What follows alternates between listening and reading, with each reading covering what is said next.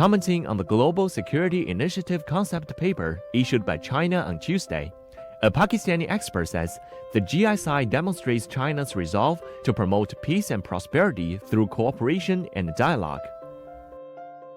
Global Security Initiative is a different idea, an idea which has been devised to serve the interest of humanity and the planet. GSI has been designed to achieve two specific objectives: peace and prosperity. How China will be achieving that? China will be promoting cooperation. Cooperation would be the key. So China has asked the world, come together, let's talk to each other, let's work together to secure the peace and prosperity of the world. Second, China will be promoting dialogue.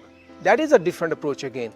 If you look at the existing models, they are mostly promoting the confrontation, but GSI is talking about a dialogue. Let's talk to each other.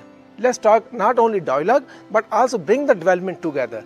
So have the development dividend and the dialogue together so we can secure the peace. So everybody will have to come together to make it sustainable. That's why China says that let's cooperate.